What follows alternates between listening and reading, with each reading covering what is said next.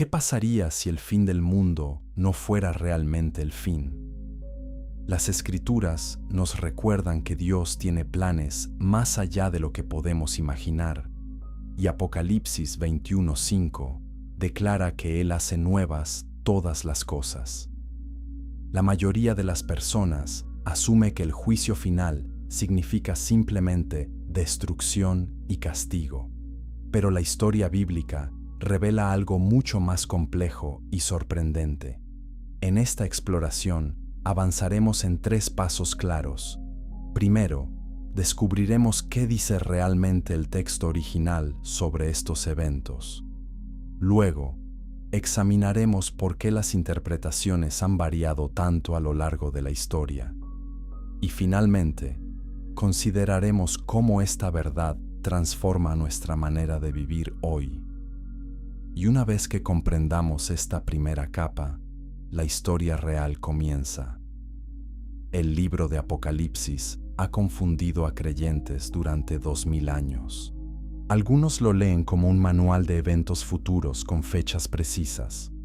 Otros lo interpretan como simbolismo puro, sin aplicación literal.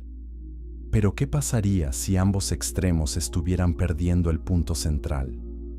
La palabra griega apocalipsis significa revelación o desvelamiento, no destrucción catastrófica como muchos piensan. Juan recibió esta visión mientras estaba exiliado en la isla de Patmos, perseguido por proclamar el Evangelio. El contexto importa tremendamente. Cuando abrimos Apocalipsis capítulo 1, encontramos algo fascinante. Juan no está escribiendo ficción apocalíptica para entretener. Está documentando una experiencia real y transformadora. Escribe a 7 iglesias específicas, enfrentando persecución brutal bajo el Imperio Romano. Estas comunidades necesitaban esperanza, pero no esperanza barata. Necesitaban verdad que pudiera sostenerlos mientras sus familias eran ejecutadas por negarse a adorar al César como Dios. El mensaje de Juan tenía que ser tanto inmediato como eterno. Ahora consideremos algo controversial. Muchos maestros bíblicos insisten en que todo en Apocalipsis es futuro para nosotros, pero los primeros lectores habrían encontrado esa interpretación extraña y sin valor. ¿Por qué Juan les escribiría sobre eventos que no verían durante miles de años? La respuesta nos obliga a reconocer múltiples capas de cumplimiento. Algunas profecías se cumplieron parcialmente en el primer siglo con la destrucción de Jerusalén en el año 70. Otras apuntan claramente hacia un cumplimiento futuro final. Y algunas operan en ambos niveles simultáneamente. Esta tensión entre el ya y el todavía no caracteriza toda la teología del Nuevo Testamento. El reino de Dios ha llegado en Cristo, pero aún no se ha consumado completamente. El enemigo está derrotado, pero todavía opera con poder limitado. Vivimos en el tiempo entre la victoria decisiva y la celebración final. Apocalipsis captura perfectamente esta realidad paradójica. Los eventos que describe son simultáneamente históricos, presentes y futuros. El juicio de Dios sobre los sistemas malvados ocurre continuamente a lo largo de la historia, alcanzando su expresión definitiva al final. Entonces, ¿qué significa realmente el juicio final? En el pensamiento hebreo, el juicio no es principalmente sobre castigo, es sobre poner las cosas en orden correcto. Es restaurar la justicia donde ha habido opresión. Es vindicar a los inocentes y exponer a los culpables. Dios como juez no es un tirano caprichoso distribuyendo castigos arbitrarios. Es el Rey justo estableciendo su gobierno perfecto donde todo lo torcido se endereza. Esta perspectiva cambia completamente cómo leemos estos textos. Apocalipsis 20 describe el juicio ante el gran trono blanco. Todos los muertos, pequeños y grandes, están de pie ante Dios.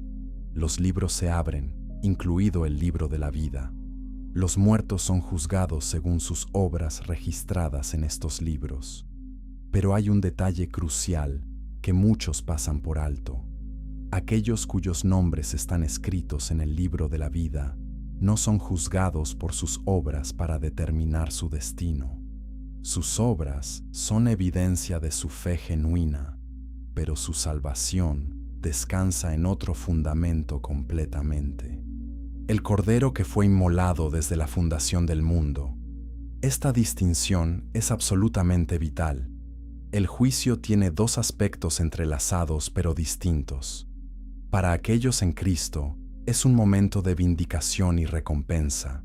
Sus sufrimientos son reconocidos, sus sacrificios son honrados, sus obras de amor son recordadas, pero su entrada al reino eterno no depende de acumular suficientes puntos buenos, depende completamente de la gracia manifestada en la cruz y la resurrección.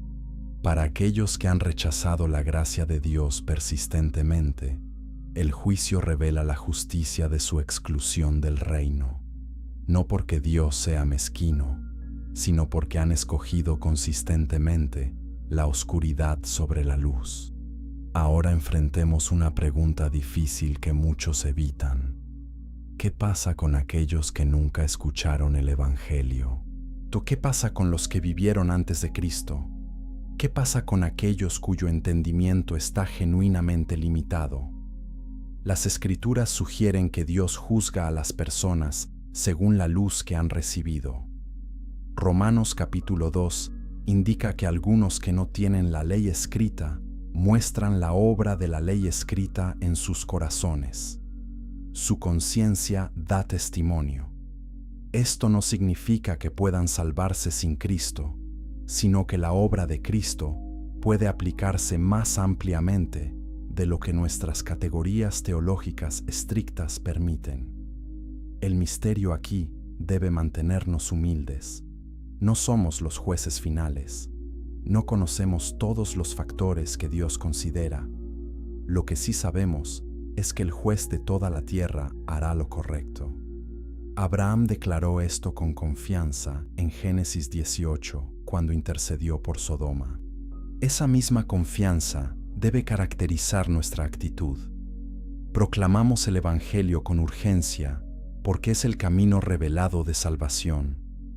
Pero dejamos los detalles finales del juicio en las manos perfectamente justas y misericordiosas de Dios. Esta tensión entre urgencia evangelística y humildad teológica es difícil de mantener, pero esencial. Algo más que a menudo se malinterpreta. El propósito del juicio no es informar a Dios de algo que no sabía. Dios no necesita abrir libros para descubrir lo que las personas hicieron. El juicio es público y transparente por el bien de toda la creación. Es la revelación definitiva de la justicia perfecta de Dios. Toda boca será cerrada, toda excusa será eliminada, toda acusación contra Dios será respondida completamente. El juicio vindica el carácter de Dios ante todo el universo creado. Demuestra que su paciencia no era debilidad, su misericordia no era injusticia, su demora no era indiferencia. Y aquí está lo que viene después, algo que transformará completamente tu entendimiento de estos eventos. El juicio no es el final de la historia, es el preludio necesario para lo que Dios realmente quiere, una nueva creación donde habita la justicia. Pero para llegar allí, debemos primero entender lo que realmente sucedió en una pequeña isla rocosa hace 2000 años. Capítulo 2. Cuando el cielo se abrió en Patmos. Juan está solo en Patmos, exiliado por su testimonio de Jesucristo. Es el día del Señor, probablemente un domingo. Las iglesias que fundó se reúnen para adorar mientras él está aislado en esta prisión rocosa. Pero entonces algo extraordinario sucede. Juan escucha una voz detrás de él, fuerte como trompeta. Se gira y ve 7 candelabros de oro, y en medio de los candelabros alguien semejante al Hijo del Hombre. Esta figura resplandece con gloria indescriptible. Sus ojos son como llama de fuego.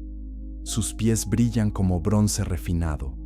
Su voz suena como el rugido de muchas aguas. Juan cae como muerto ante esta visión. Este es el mismo Juan que recostó su cabeza en el pecho de Jesús durante la última cena. El mismo Juan que estuvo al pie de la cruz. El mismo Juan que corrió a la tumba vacía. Conoce a Jesús íntimamente, pero la gloria del Cristo resucitado y ascendido es abrumadora. La diferencia entre Jesús en su humillación terrenal y Jesús en su gloria celestial es casi incomprensible. Pero entonces, la figura coloca su mano derecha sobre Juan y habla palabras de consuelo. No temas. Yo soy el primero y el último, el que vive. Estuve muerto, y he aquí que vivo por los siglos de los siglos. Esta escena establece el tono para todo lo que sigue. Las visiones que Juan está a punto de recibir no son fantasías apocalípticas aleatorias. Son revelaciones del Cristo glorificado sobre la verdadera naturaleza de la realidad. Lo que parece caótico desde la perspectiva terrenal tiene orden perfecto desde la perspectiva celestial. Lo que parece victoria del mal es en realidad su derrota siendo revelada. El cordero que fue inmolado es el león que ha triunfado. Esta paradoja central domina todo el libro.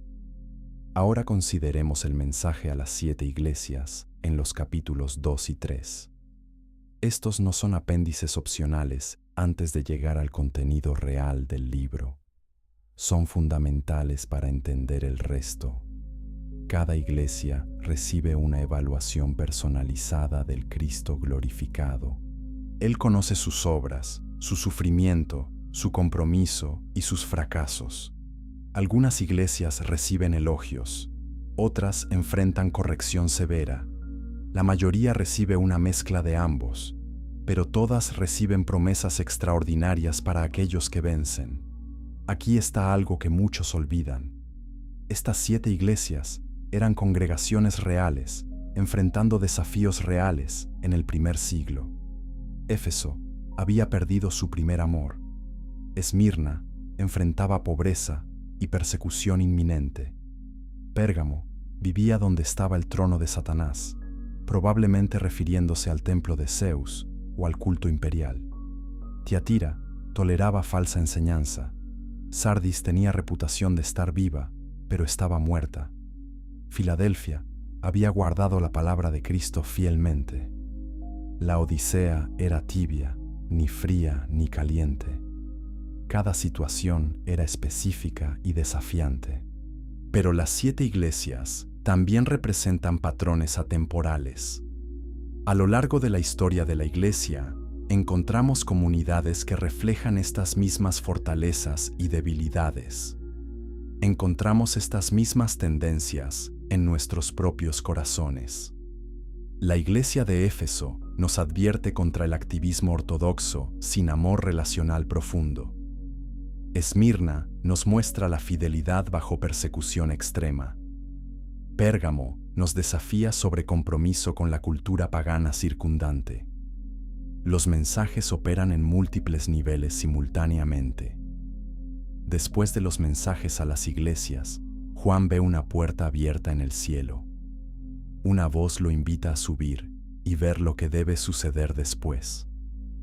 Inmediatamente está en el Espíritu y contempla el trono de Dios. Alguien está sentado en el trono, rodeado por un arco iris que parece esmeralda. 24 ancianos se sientan en tronos alrededor del trono central, vestidos de blanco y con coronas de oro.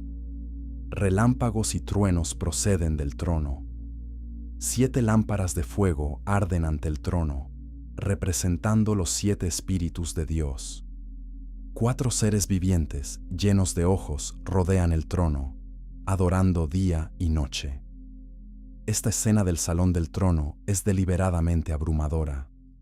Juan está usando todo el vocabulario a su disposición para describir lo indescribible. Está apilando imágenes del Antiguo Testamento una sobre otra. La visión del trono de Ezequiel, los serafines de Isaías, los ancianos representando al pueblo de Dios completo, tanto del Antiguo como del Nuevo Pacto. El mensaje es claro. Dios reina soberano sobre todo. Sin importar cuán caótico parezca el mundo, el trono permanece estable.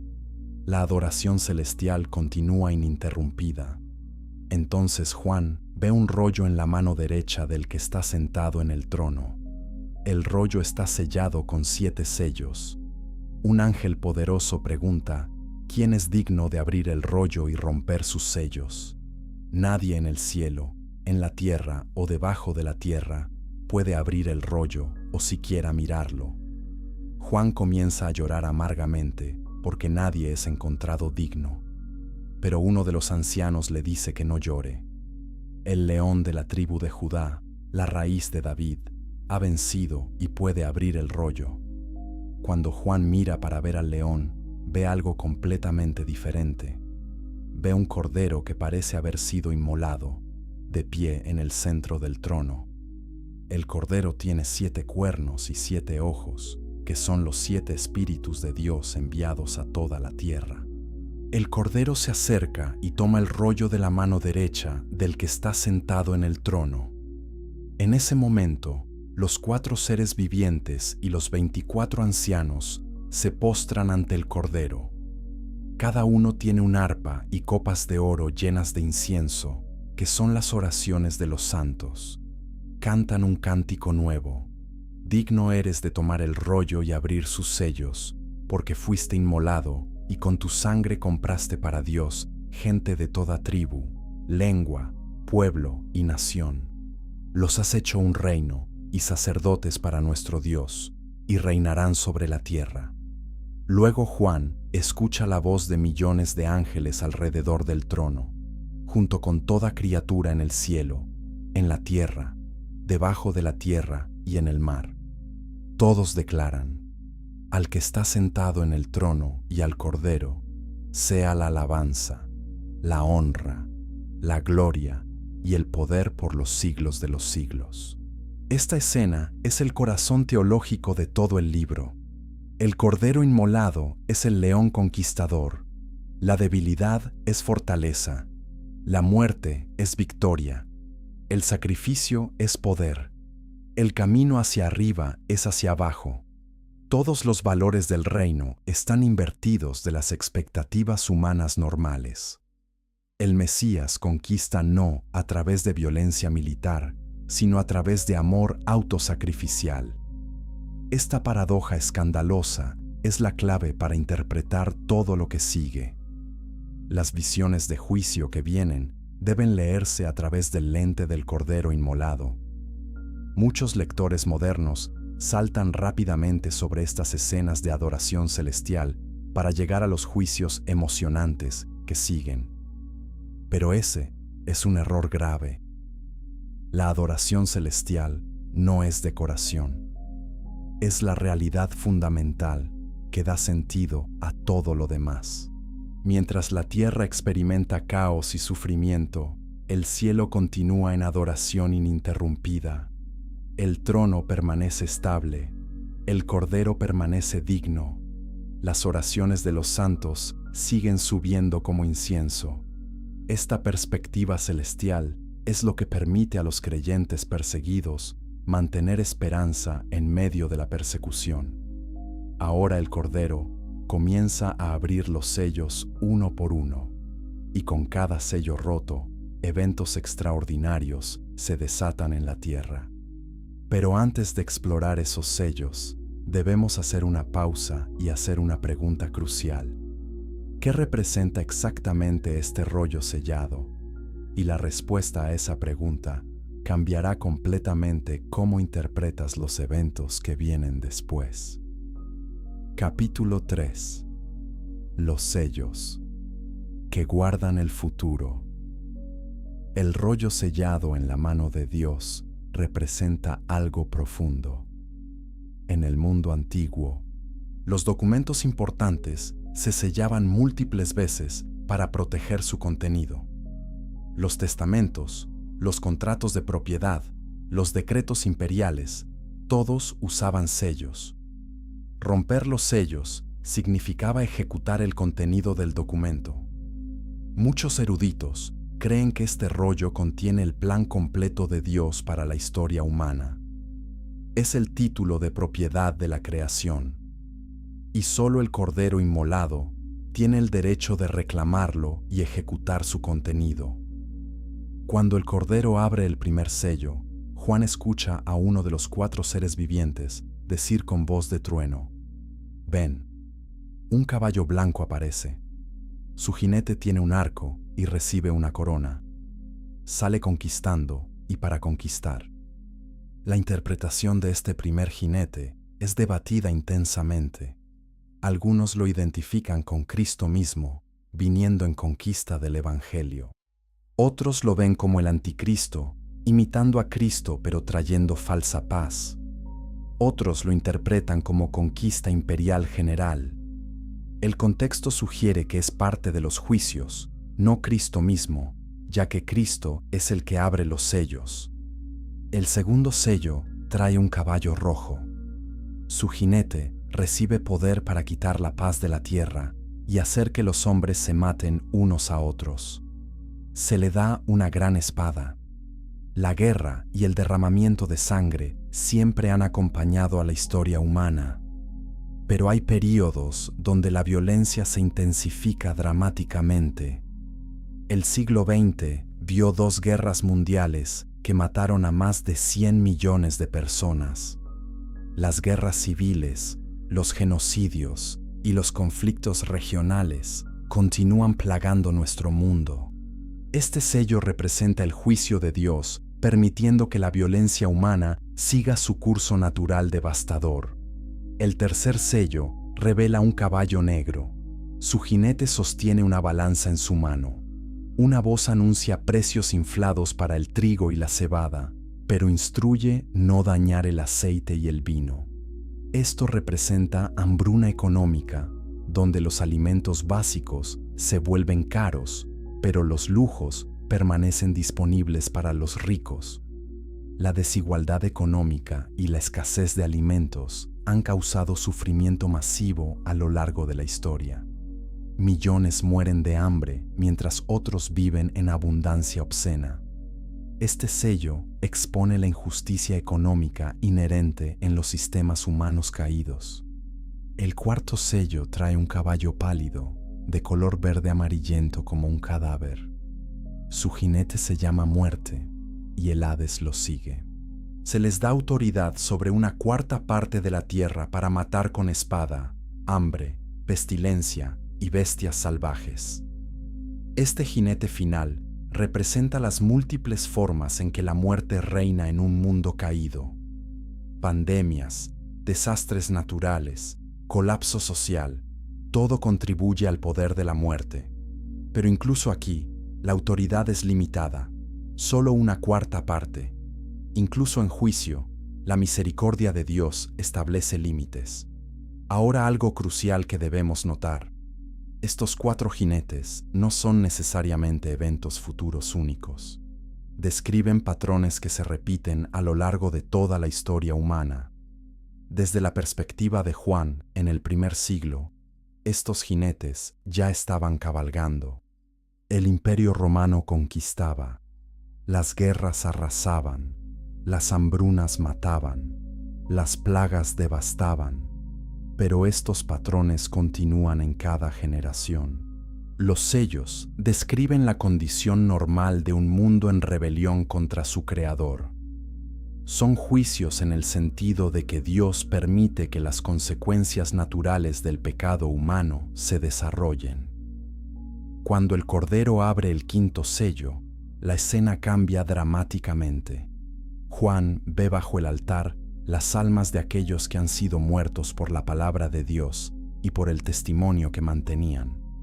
Claman a gran voz: ¿Hasta cuándo, Señor santo y verdadero, no juzgas y vengas nuestra sangre de los que moran en la tierra? Se les dan ropas blancas, y se les dice que descansen un poco más de tiempo hasta que se complete el número de sus consiervos y hermanos que también serán martirizados. Esta visión es profundamente conmovedora. Los mártires no están en algún estado inconsciente. Están conscientes, presentes ante el trono de Dios y conscientes de la injusticia que sufrieron. Su clamor por justicia no es venganza personal, sino el grito bíblico apropiado por la vindicación de la justicia de Dios. Piden que Dios actúe como el juez justo que es, y reciben la asombrosa respuesta de que más mártires vendrán antes del fin. El sufrimiento de los santos no ha terminado, pero su vindicación está asegurada. El sexto sello trae perturbación cósmica. Un gran terremoto sacude la tierra. El sol se vuelve negro como tela de silicio. La luna entera se vuelve como sangre. Las estrellas del cielo caen a la tierra como higos verdes sacudidos por un viento fuerte. El cielo se repliega como un pergamino que se enrolla. Cada montaña e isla es removida de su lugar. Reyes, magnates, comandantes, ricos, poderosos, esclavos y libres, todos se esconden en cuevas y rocas de las montañas. Suplican a las montañas y rocas, caigan sobre nosotros y escóndanos del rostro del que está sentado en el trono y de la ira del Cordero. Este lenguaje de colapso cósmico aparece frecuentemente en la profecía del Antiguo Testamento. Isaías, Ezequiel, Joel, todos usan imágenes similares para describir el juicio de Dios sobre las naciones. A veces, estas imágenes se cumplieron literalmente en eventos históricos, como la caída de Babilonia o la destrucción de Jerusalén. Otras veces, funcionan como lenguaje poético para describir trastornos políticos y sociales masivos. En Apocalipsis, probablemente operan en múltiples niveles. Apuntan a la caída de Roma desde la perspectiva del primer siglo. Señalan hacia perturbaciones históricas continuas y apuntan hacia una crisis cósmica final literal al final de la historia. Lo significativo es la respuesta universal de terror. Todas las clases sociales, desde reyes hasta esclavos, reconocen que el juicio de Dios ha llegado. Prefieren ser aplastados por rocas antes que enfrentar la ira del Cordero. Esta frase, la ira del Cordero, es deliberadamente paradójica. Los corderos no son criaturas de ira, son mansos y vulnerables. Pero el Cordero inmolado, cuando regresa como juez, es aterrador para aquellos que han rechazado su gracia. El amor rechazado se convierte en justicia inexorable. Pero antes de que se abra el séptimo sello, hay una pausa dramática.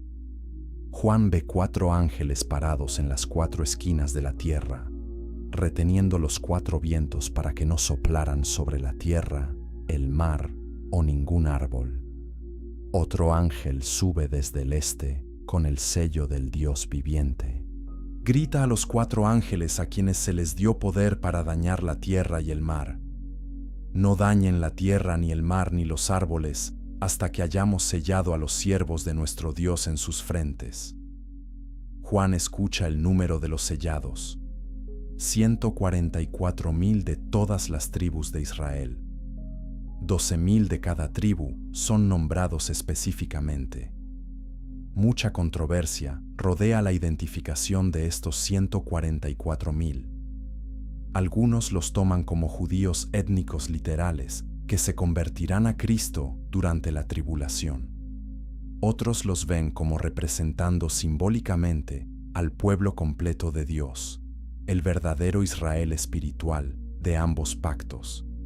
El número 12, multiplicado por 12, multiplicado por 1000, sugiere la plenitud del pueblo de Dios.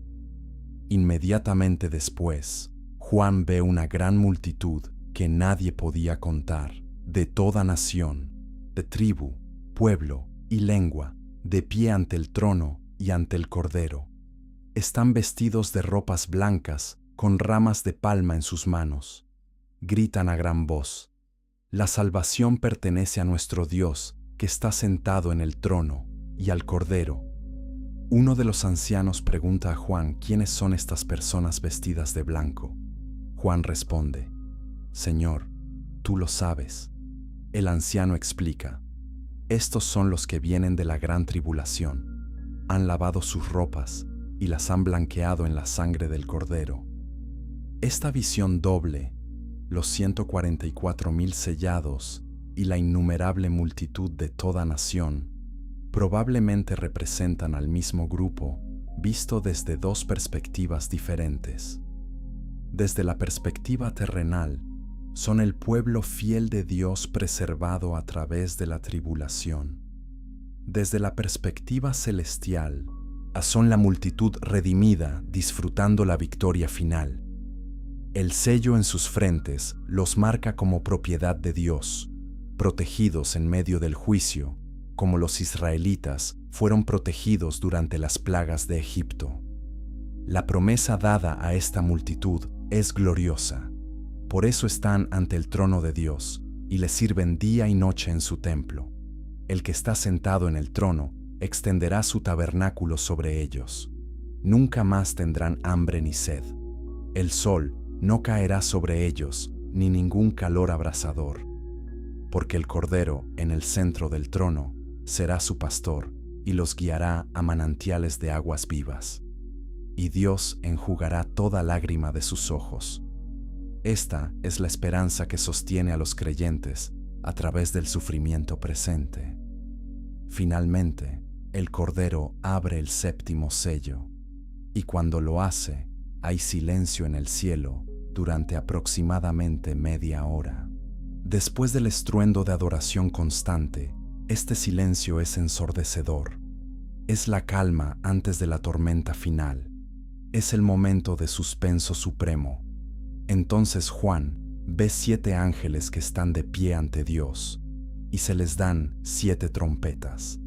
Pero antes de que suenen sus trompetas, otro ángel viene y se para ante el altar con un incensario de oro. Se le da mucho incienso para ofrecerlo con las oraciones de todos los santos. El humo del incienso sube ante Dios de la mano del ángel. Entonces el ángel toma el incensario, lo llena con fuego del altar y lo arroja a la tierra. Y con ese acto, todo está listo para la siguiente serie de juicios. Pero hay un nombre que aún no hemos mencionado, un nombre que causa más controversia que cualquier otro en estas profecías. Y ese nombre está a punto de emerger de las sombras. Capítulo 4. El nombre que nadie puede pronunciar, el Anticristo. Solo mencionar el término evoca imágenes de películas de terror, teorías de conspiración y especulación apocalíptica desenfrenada. Pero ¿qué dice realmente la Biblia sobre esta figura? Curiosamente, la palabra anticristo nunca aparece en el libro de Apocalipsis. Juan usa el término en sus epístolas, advirtiendo que muchos anticristos ya han venido y que el espíritu del anticristo ya está en el mundo. Apocalipsis, en cambio, habla de la bestia que sube del mar y la bestia que sube de la tierra, junto con el falso profeta. En Apocalipsis capítulo 13, Juan ve una bestia subiendo del mar. Tiene 10 cuernos y 7 cabezas, con 10 diademas en sus cuernos. En cada cabeza hay un nombre blasfemo. La bestia se parece a un leopardo, con pies como los de un oso y boca como la de un león. El dragón, identificado anteriormente como Satanás, le da su poder, su trono y gran autoridad. Una de las cabezas de la bestia parece haber sido herida de muerte, pero la herida mortal fue sanada. Toda la tierra se maravilla y sigue a la bestia. La gente adora al dragón porque dio autoridad a la bestia. También adoran a la bestia, diciendo: ¿quién es semejante a la bestia? ¿Quién puede luchar contra ella? Se le da a la bestia una boca que pronuncia palabras orgullosas y blasfemias. Se le da autoridad para actuar durante 42 meses. Abre su boca para blasfemar contra Dios, difamar su nombre, su morada y los que habitan en el cielo. Se le permite hacer guerra contra los santos y vencerlos. Se le da autoridad sobre toda tribu, pueblo, lengua y nación. Este lenguaje denso está cargado de simbolismo del Antiguo Testamento. La bestia que sube del mar recuerda las bestias de Daniel capítulo 7, que representaban imperios sucesivos opuestos a Dios. El mar en la imaginería apocalíptica a menudo representa el caos, las naciones gentiles o las fuerzas demoníacas. La descripción combinada de leopardo, oso y león fusiona las bestias separadas de Daniel en una sola entidad monstruosa. Esto sugiere una síntesis de todos los poderes opresivos anteriores en una expresión final concentrada de rebelión contra Dios. Desde la perspectiva del primer siglo, esta bestia claramente apunta al Imperio Romano, particularmente en su aspecto de exigir adoración al emperador. Los cristianos enfrentaban la elección brutal, proclamar César es Señor o enfrentar la muerte. La bestia hace guerra contra los santos y los vence, reflejando la persecución romana real. Los 42 meses, o 3 años y medio, representan un periodo limitado de persecución intensa. Es la mitad de 7, el número de plenitud, sugiriendo que el tiempo del mal está incompleto y será cortado. Pero la bestia también funciona como un patrón arquetípico. A lo largo de la historia, sistemas políticos totalitarios han surgido exigiendo lealtad absoluta, persiguiendo a los fieles y blasfemando contra Dios. El nazismo alemán, el comunismo soviético, varios regímenes islámicos radicales, todos manifiestan características de la bestia, y muchos cristianos esperan una manifestación futura final y concentrada antes del regreso de Cristo. El texto opera en múltiples niveles de cumplimiento simultáneamente. La cabeza que fue herida de muerte pero sanada genera especulación intensa. Algunos creen que esto se refiere a Nerón, quien se suicidó, pero cuya muerte fue seguida por rumores de que había sobrevivido y regresaría. Otros lo ven apuntando a un futuro líder político que sobrevivirá a un intento de asesinato. Otros lo interpretan como el Imperio Romano colapsando y luego reviviendo bajo diferentes formas. El lenguaje deliberadamente imita la muerte y resurrección de Cristo, mostrando que la bestia es una falsificación demoníaca del verdadero Salvador. Entonces Juan ve otra bestia subiendo de la tierra. Tiene 2 cuernos como un cordero, pero habla como un dragón. Ejerce toda la autoridad de la primera bestia en su presencia y hace que la tierra y sus habitantes adoren a la primera bestia, cuya herida mortal fue sanada. Realiza grandes señales, incluso haciendo que baje fuego del cielo a la tierra a la vista de todos. Engaña a los habitantes de la tierra debido a las señales que se le permite realizar en presencia de la bestia. Esta segunda bestia funciona como un falso profeta, promoviendo la adoración de la primera bestia. Parece religiosa, como un cordero, pero habla con la voz del dragón.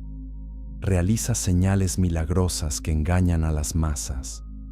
Ordena que se haga una imagen de la bestia y se le dé aliento para que pueda hablar. Cualquiera que no adore la imagen es asesinado. También obliga a todos, pequeños y grandes, ricos y pobres, libres y esclavos, a recibir una marca en su mano derecha o en su frente. Nadie puede comprar ni vender sin esta marca, que es el nombre de la bestia o el número de su nombre. Aquí viene el pasaje más debatido de todo el libro. Esto requiere sabiduría. El que tiene entendimiento calcule el número de la bestia, porque es número de hombre. Su número es 666. Innumerables teorías han intentado identificar al individuo representado por este número. En el mundo antiguo, las letras tenían valores numéricos. Algunos nombres, cuando se calculan en hebreo, suman 666. Nerón César es la identificación más comúnmente propuesta, funcionando bien con el contexto del primer siglo. Pero el número también funciona simbólicamente. 7 es el número de plenitud y perfección en la Biblia. 6 cae corto de 7. El triple 6 representa una caída triple de la perfección, una imperfección intensificada. Es la marca de lo humano pretendiendo ser divino, pero fallando permanentemente. Sea quien sea el individuo o sistema representado, el número señala su naturaleza fundamentalmente humana y caída a pesar de sus pretensiones grandiosas. El anticristo no es divino, no es invencible, ni siquiera es particularmente original. Es simplemente el orgullo humano llevado a su expresión máxima. Ahora consideremos algo controversial que muchos maestros proféticos evitan. ¿Qué pasa si el enfoque en identificar a una sola figura futura del anticristo nos hace perder el punto? Juan claramente dice que muchos anticristos ya han venido y que el espíritu del anticristo ya opera. Cualquier sistema, líder o ideología que se oponga a Cristo y exija lealtad absoluta manifiesta el espíritu del anticristo. El peligro no está solo en un futuro dictador mundial. El peligro está en las seducciones actuales del poder, el consumismo, el nacionalismo idólatra y el secularismo agresivo. La marca de la bestia en la mano derecha o la frente contrasta deliberadamente con el sello de Dios en las frentes de sus siervos. Ambos son marcas de pertenencia y lealtad. La mano derecha representa acciones y actividades. La frente representa pensamientos y lealtades. La bestia exige control total sobre el comportamiento y la mente. No permite neutralidad. O te sometes completamente a su sistema, o eres excluido de la participación económica y social. Esta exclusión económica ha sido una táctica común de regímenes totalitarios a lo largo de la historia.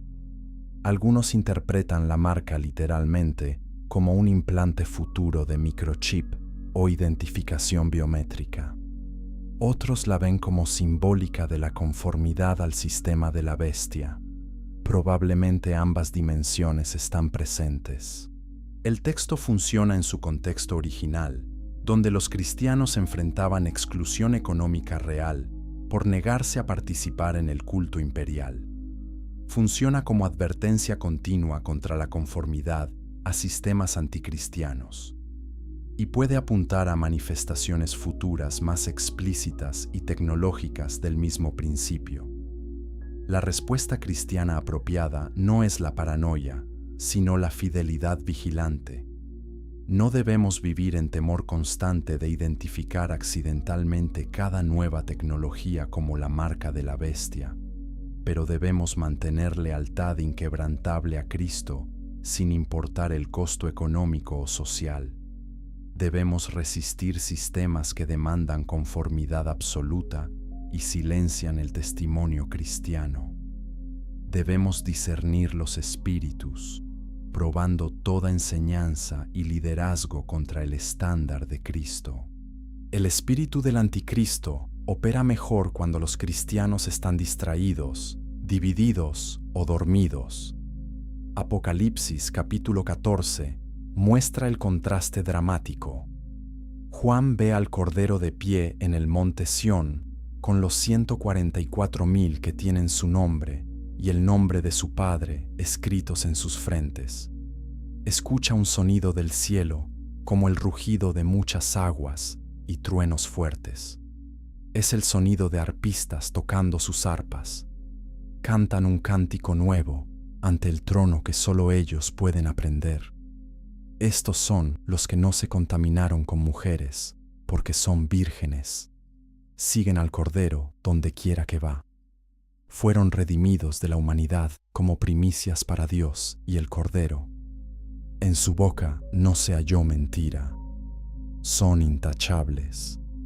Mientras la bestia marca a sus seguidores, Dios sella a los suyos. Mientras la bestia exige adoración blasfema, el pueblo de Dios ofrece adoración pura.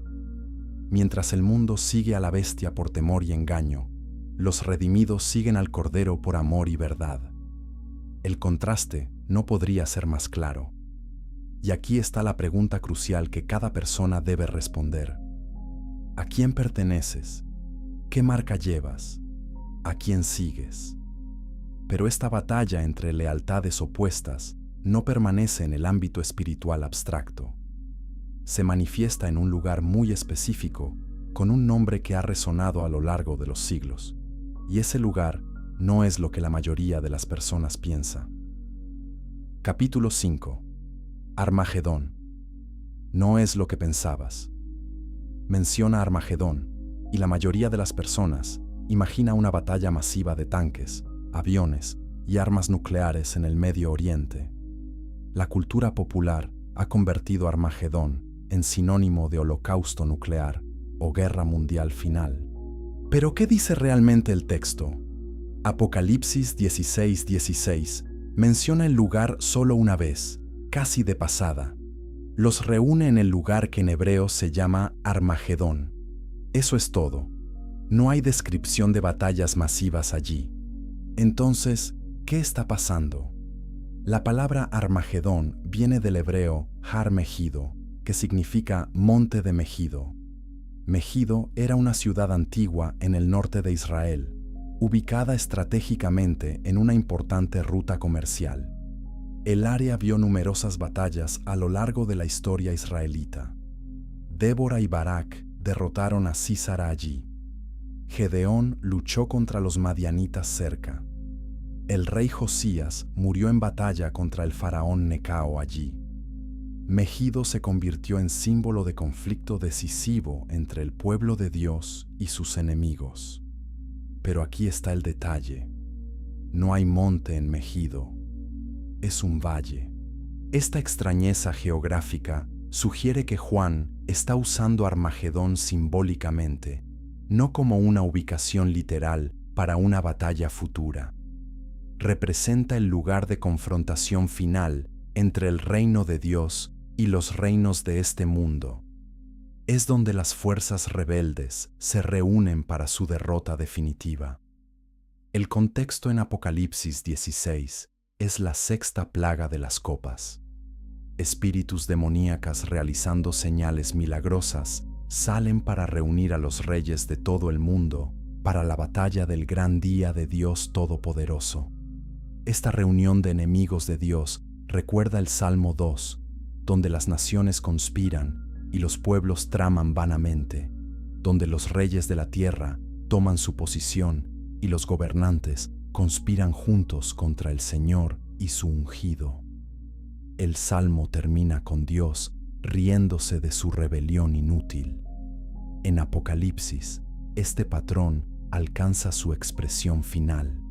Todas las fuerzas opuestas a Dios se unen para un último intento desesperado de destronar al Creador, pero el resultado nunca está en duda.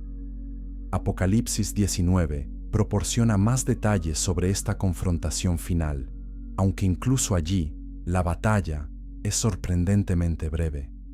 Juan ve el cielo abierto, y he aquí un caballo blanco. Su jinete se llama Fiel y Verdadero. Con justicia juzga y hace guerra. Sus ojos son como llama de fuego, y en su cabeza hay muchas diademas. Tiene un nombre escrito que nadie conoce excepto él mismo. Está vestido con una túnica salpicada de sangre, y su nombre es la palabra de Dios. Los ejércitos del cielo lo siguen en caballos blancos, vestidos de lino fino, blanco y puro. De su boca sale una espada afilada con la cual golpear a las naciones. las gobernará con cetro de hierro. Él pisa el lagar del furor de la ira de Dios Todopoderoso.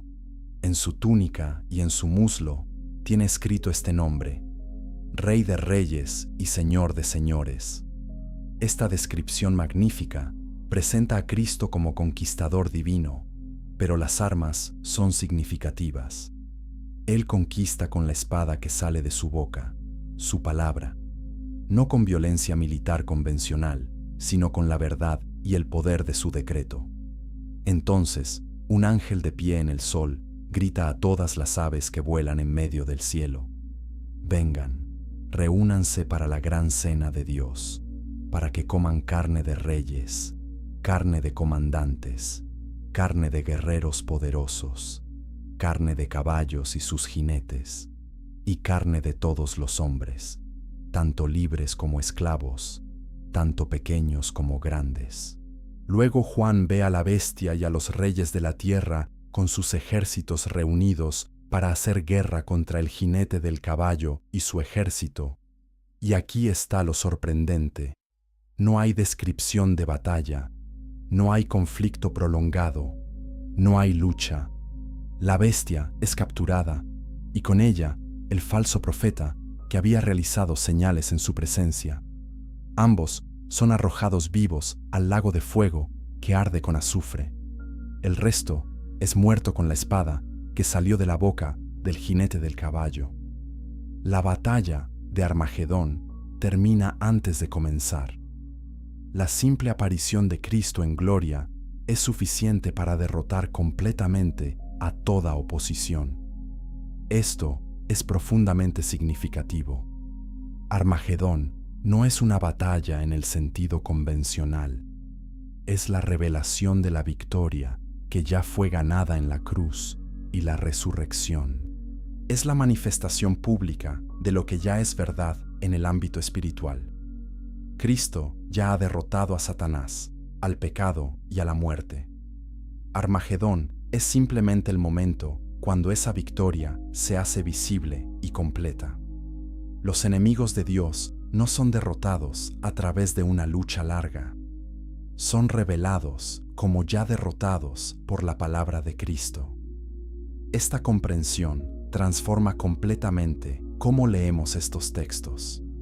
No estamos esperando una guerra futura incierta donde la victoria pende de un hilo. Estamos esperando la revelación de la victoria que Cristo ya logró. La batalla decisiva ya ocurrió en el Calvario. Satanás fue desarmado. Los poderes y autoridades fueron humillados públicamente. Cristo triunfó sobre ellos mediante la cruz. Armagedón es la ceremonia de rendición final, el reconocimiento público forzado de lo que siempre fue verdad. Ahora consideremos algo controversial. Muchos sistemas de interpretación profética predicen eventos geopolíticos específicos que conducen a Armagedón. Identifican naciones modernas con actores bíblicos. Crean calendarios detallados de eventos de los últimos tiempos. Pero estas interpretaciones tienen un historial terrible. Generación tras generación de maestros proféticos han predicho con confianza escenarios que nunca se materializaron. Sus mapas detallados y líneas de tiempo resultaron ser especulación imaginativa, no revelación divina. La humildad debería caracterizar nuestra lectura de la profecía. Los detalles específicos a menudo se vuelven claros solo en retrospectiva. Los judíos del primer siglo que estudiaban las profecías mesiánicas mayormente no reconocieron a Jesús cuando vino.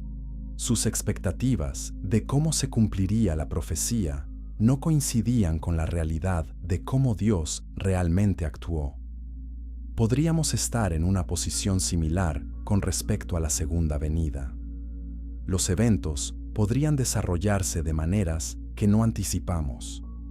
Nuestra tarea no es construir castillos proféticos elaborados, sino mantener la fidelidad vigilante sin importar qué venga. Dicho esto, ciertos principios permanecen claros. La historia se mueve hacia un clímax donde el reinado de Cristo será reconocido universalmente. La oposición a Dios se intensificará antes de su derrota final. Los creyentes pueden enfrentar persecución creciente, pero el resultado está asegurado. Cristo reina, su reino es eterno, su victoria es completa.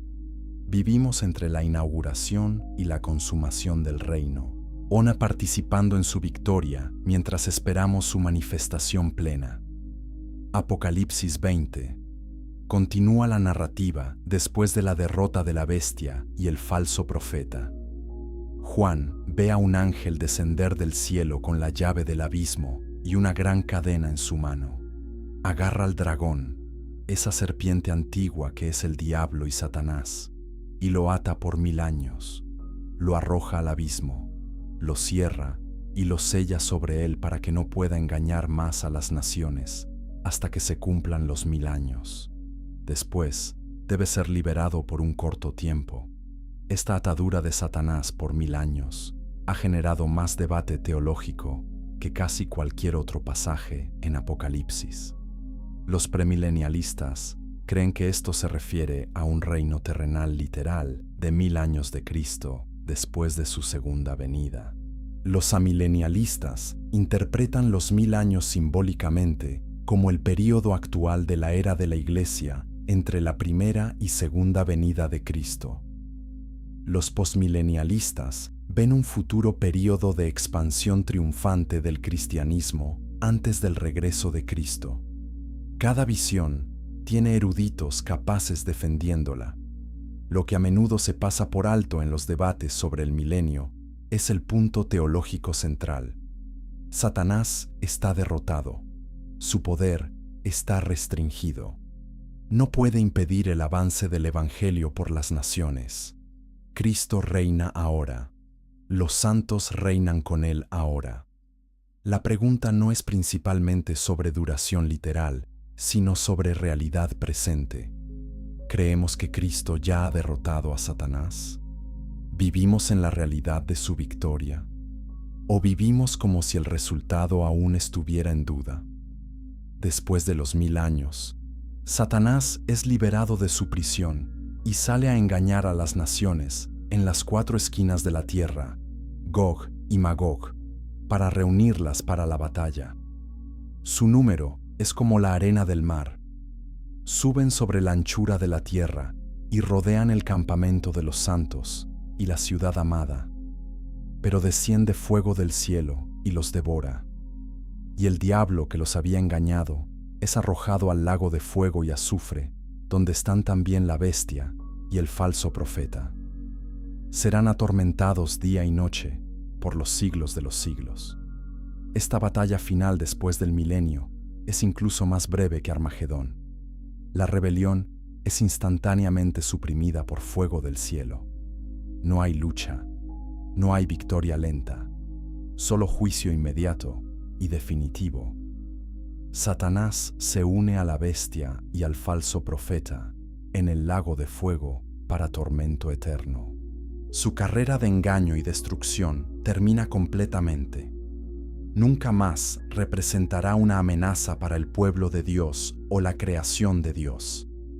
El mal es finalmente y para siempre erradicado. Con los enemigos de Dios derrotados, el escenario está listo para el evento más solemne en toda la historia cósmica, el juicio final ante el gran trono blanco. Y lo que sucede en ese trono determinará el destino eterno de cada ser humano que haya vivido. Ninguna acción, ninguna palabra, ningún pensamiento escapará del escrutinio. Todo será revelado.